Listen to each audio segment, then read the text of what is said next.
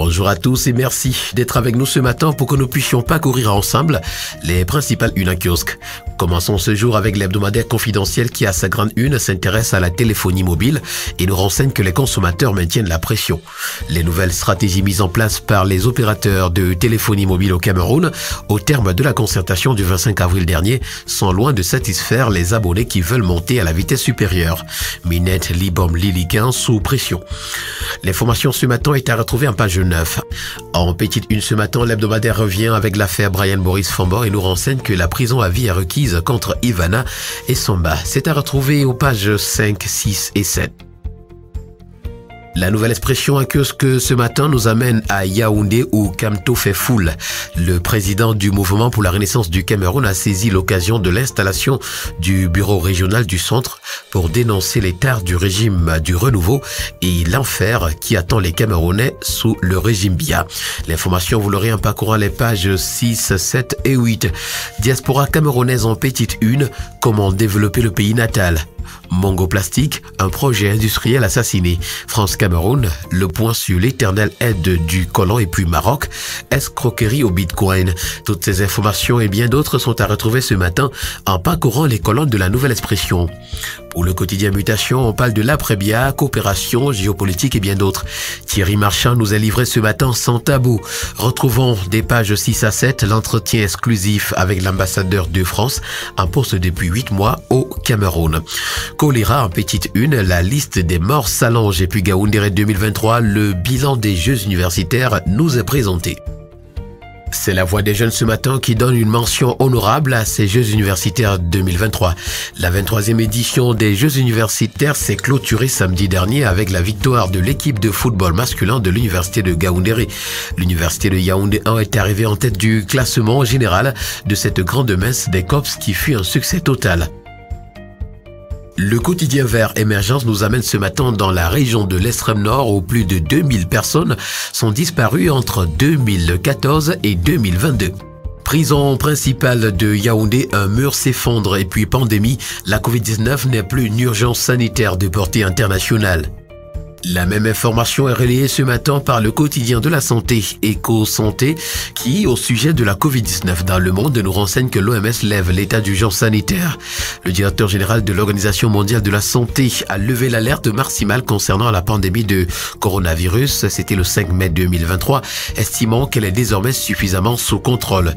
Toutefois, Tedros Adhanom Ghebreyesus souligne que la pire chose qu'un pays puisse faire maintenant est d'utiliser cette nouvelle comme une raison de baisser la garde, de démanteler les systèmes qu'il a construits ou d'envoyer le message à son peuple que la Covid-19 n'a rien d'inquiétant. C'est pourquoi il invite la communauté mondiale à moins de pratiques, mais à plus de vigilance. Le quotidien L'Info à chaud également ce matin s'interroge au sujet de la prison centrale de Konegi. Pourquoi le mur s'est effondré? En petite une, on parle de colloque international et cycle 2023 sur les changements climatiques, des stratégies adoptées, qualité des services de communication électronique, les yeux doux du directeur général de MTN aux consommateurs nous sont présentés ce matin en page 7. Le quotidien national bilingue Cameroun Tribune, qui parle de code pétrolier ce matin à sa grande une, nous fait savoir que les modalités d'application sont connues. Un décret du président de la République signé le 4 mai 2023 vient définir le cadre d'application de la loi promulguée le 25 avril 2019 pour réguler ce secteur. L'intégralité du décret du chef de l'État nous est présentée ce matin des pages 17 à 32. Le quotidien L'économie qui en parle également ce matin titre à sa grande une « Loi portant code pétrolier, les modalités d'application sont connues ». En petite une, on parle d'infrastructure, santé, éducation. Les retombées du C2D, 17 ans après, nous sont présentées en page 5. Avec le tri hebdomadaire L'Œil du Sahel ce matin au titre « Extrême Nord, 1000 tonnes de riz enrichi pour les cantines scolaires ». Yaoundé, le mur arrière de la prison principale s'effondre. Transfert de compétences, avis mitigé d'enseignants sur la question. Et puis changement climatique, le bassin du Niger en quête de financement. Autant d'informations à retrouver ce matin en parcourant les colonnes du tri hebdomadaire. Pour le bi-hebdomadaire L'Anecdote, on s'intéresse au complexe moderne des services judiciaires. Rien à dire, martèle ce matin le bi-hebdomadaire. Le quotidien Econews parle du bassin de production de Bassamba et nous présente ce matin le calvaire des producteurs. Avec l'augmentation de près de 100% des prix des intrants agricoles, la production des produits de rente, du café et du cacao a drastiquement chuté. Les producteurs sont incapables de vivre de leur labeur. Econews s'est plongé dans les labyrinthes de cette marmelle nourricière du département du Dé. Le reportage nous est proposé en page 7.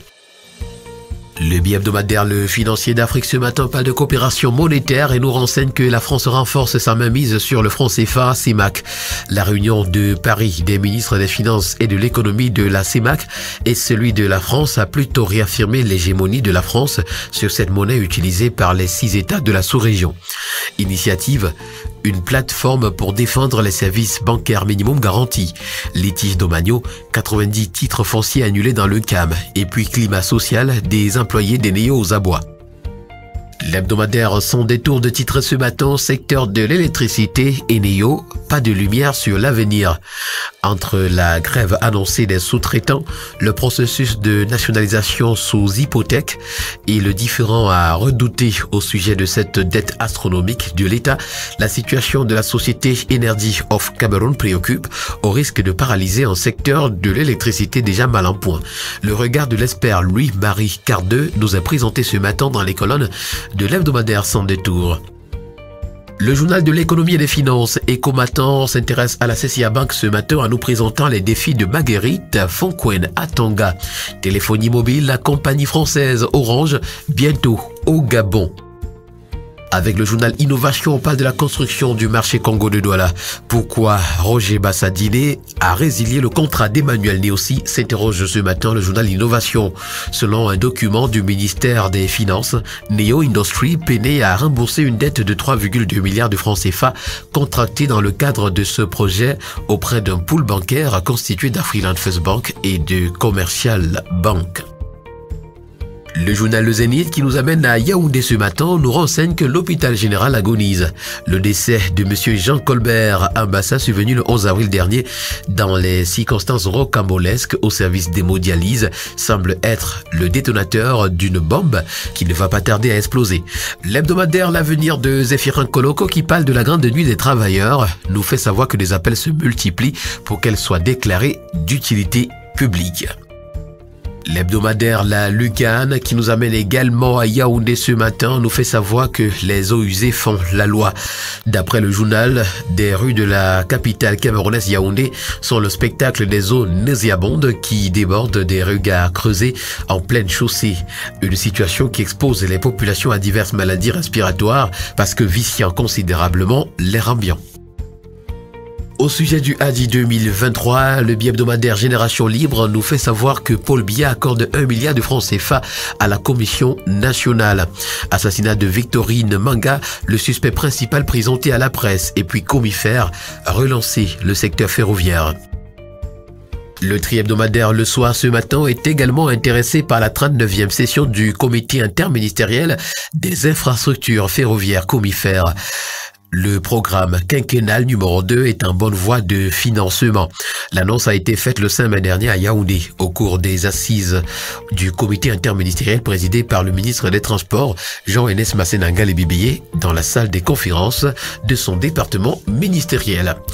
Concrétisation de la coopération bilatérale Minmesa-AFD vers le renforcement de l'offre de financement et d'accompagnement du secteur privé. Et puis SIG, rideau sur le colloque international. Terminons ce matin avec le bi-hebdomadaire L'Indépendant qui parle de vivre ensemble et titre La coalition tribale. Derrière le discours officiel d'unité nationale, instrumentalisé à des fins inavouées, les masques tombent. Dieudonné Somba dépeint l'hydre ce matin en page 4. Rapport en petite une, l'autopsie de l'économie nous a présenté des pages 6 à 7. Mesdames et messieurs, voilà qui met un terme à cette première sortie de la revue de la presse pour cette semaine.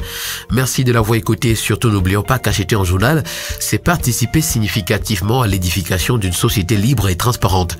Agréable journée à tous.